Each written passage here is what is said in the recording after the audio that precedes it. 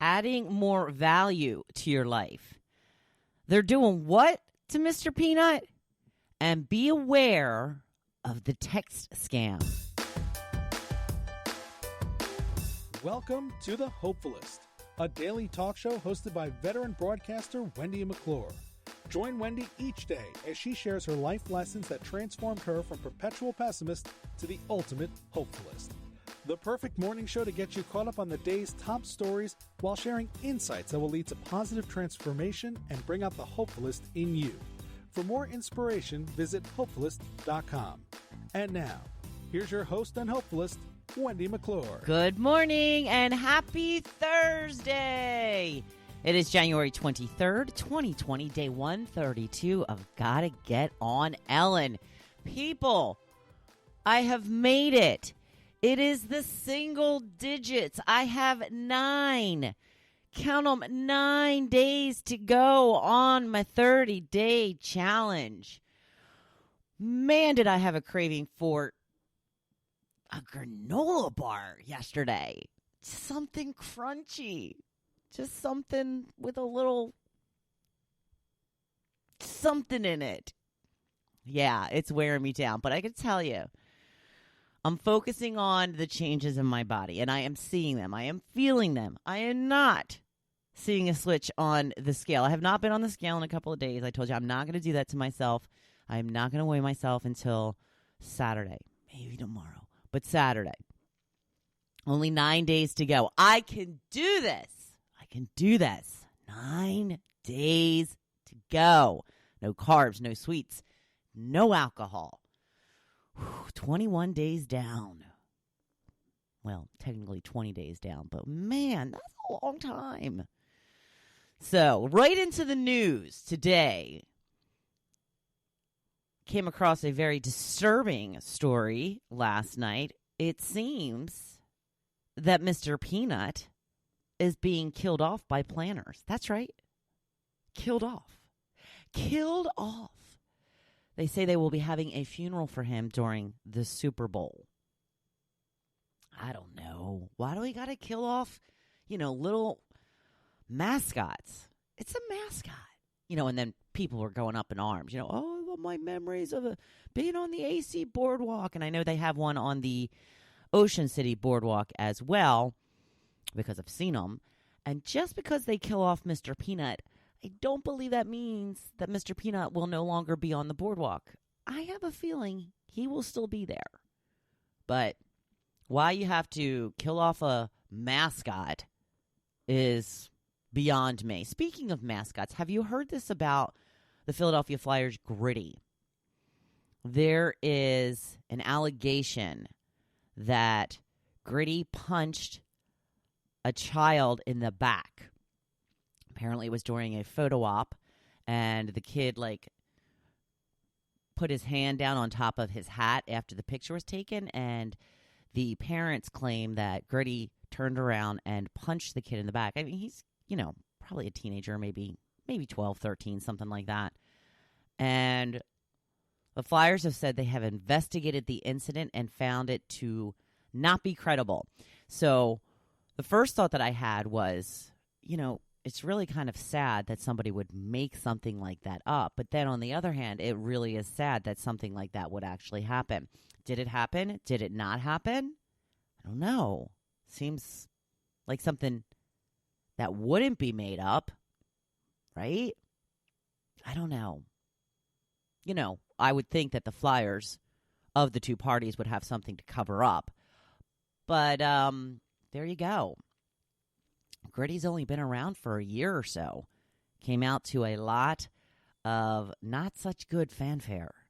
People did not like Gritty when he first came out, and he's very quickly won over the hearts of all Flyers fans.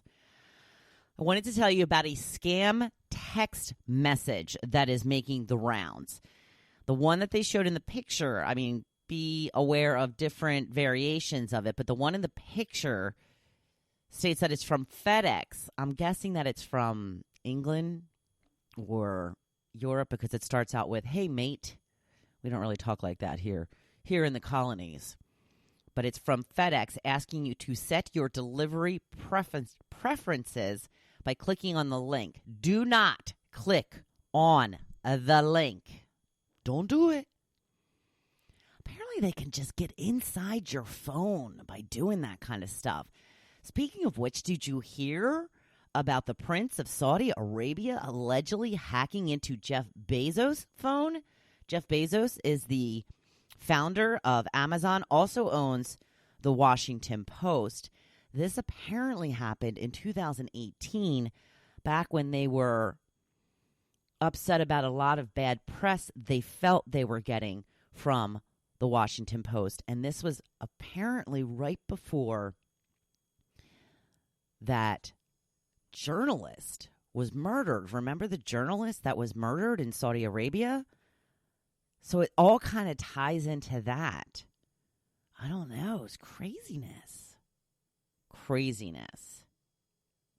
So just be aware. You know, we have no privacy anymore. That's pretty much a foregone conclusion at this point. We have absolutely no privacy. Just be careful what you keep in your phone, what you keep on your computer, what have you. You know, if you want to take little, naked pictures of yourself or whatever, that's fine. Get those bad boys printed out. Print them out. Get them off your phone. You want to do a little sexting? Don't include your face. Don't include anything that can identify you. There's a smart way to go about it. You could still have your fun, but be safe. That's all I'm saying. So some news to get to today in the football world.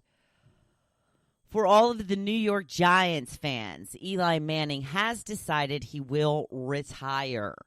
He will not search out another team to continue playing. He has been in the league as a New York Giant for all of his 16 years in the football arena. And I like Eli. Somebody had posted the story about it and said, he's got the goofiest face of all time, but he was a giant goof. I liked that. That was very good. Yeah, he always had that deer in headlights look in his face. He was always kind of like, and Joe often says, I don't think he knows how to breathe out of his nose because his mouth's always slightly open at the very least. So good to him. Good for him. I'm glad he's going to go out as a Giant. He's been a great asset to them, obviously. Took them to 2 Super Bowls. And nobody really ever gave him a chance because, his brother there's so much hype around his brother. And his brother, did very well as well. He also won 2 Super Bowls with 2 separate teams. I believe it was 2 separate teams, correct? Yeah. So, there you go, to the Mannings. Cheers to a wonderful and prosperous and successful career. Good on you, man. Good on you. I don't know why that has just all of a sudden resurfaced in my vocabulary. Good on you. Been saying it a lot lately, though. It's old school, but it's kind of new to me because I haven't used it in a long time.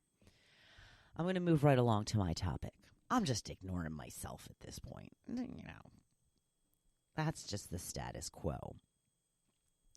So I threw kind of a doozy at you yesterday. Some people have even mentioned that it was quite a tough one for them to answer. So I wanted to know, if you could spend one day as someone else, who would you choose? Could be dead or alive.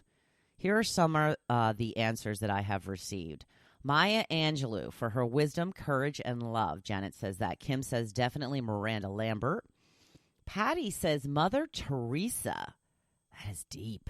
Speaking of deep, Marcy said Jesus Christ. I would have so many questions answered that I have. Yeah, I would think you would have all of your questions answered. Jim says the hopefulist dog Tucker. He said you didn't specify if it had to be a human, so I choose Tucker. No worries, loved by all, cute as all get out, and no bills. Spoiled rotten by the hopefulist and her husband. If I could do it for more than a day, sign me up. Yes, we do spoil our dog. There's no doubt about that. I'm sure that you can see that just if you pay attention to my Facebook posts or listen to the podcast or even write my blogs. She's in them a lot. So Diane says, wowza, this is your hardest question. I wanted to be a prima ballerina, but I grew too tall.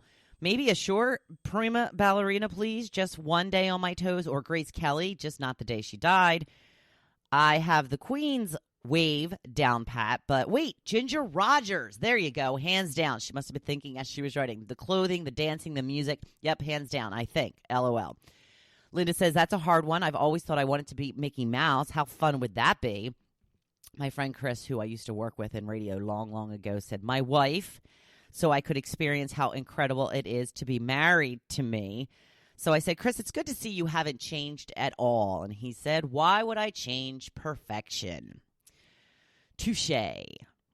Pendant says Marilyn Monroe. We had a couple that said Marilyn Monroe. That is a great choice. Dawn says Jennifer Aniston. I would love to know what it's like to be America's sweetheart and have her bank account to have my family members. I also thought a day in the life of Jennifer Aniston would not be too shabby.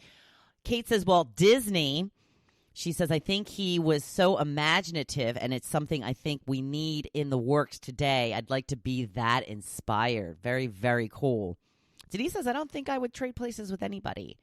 And Kathy says, the Queen of England, when she was young, watching The Crown, intrigued with all that pomp and circumstance. The heads of state and famous people she met, private plane to every country, dressing to the nines. Wow. I told Kathy I would gladly be her loyal subject. I don't know. This is one of the things that you just can't put too much thought into. I kind of just put the first name that came into my head out there, which for me will probably come no shock. I'm going to say Taylor Swift.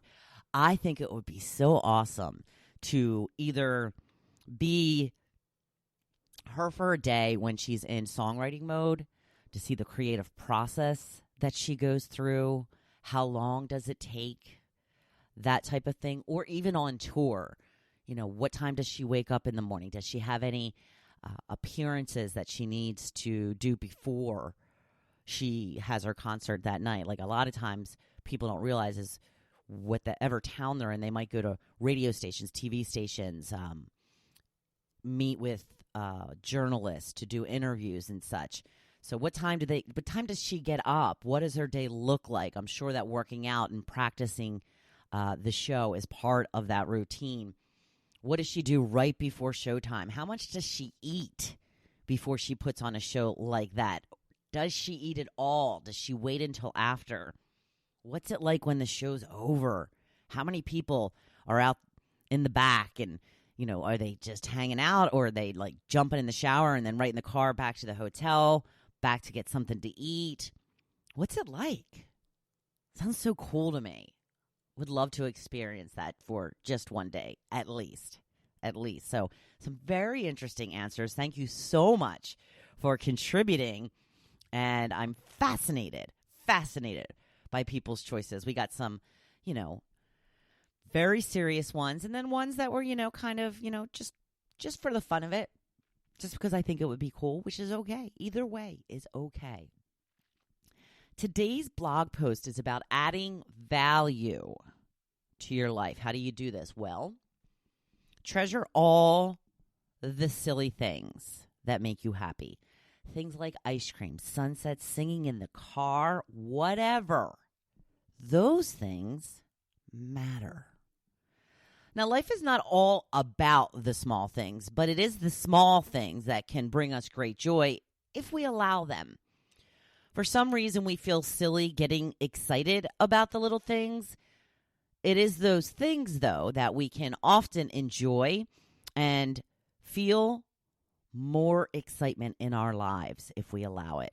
I've learned a lot in my transition from pessimist to hopefulist, and I believe one thing that has made a huge difference in how happy I am is how enthusiastic I am, especially about the small things.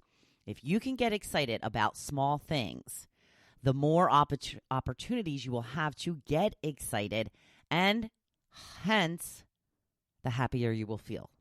Make sense? So look around you right now. What do you see that you love but often take for granted? Are you at home? I'm pretty sure you put a lot of thought and effort into how you wanted it to look.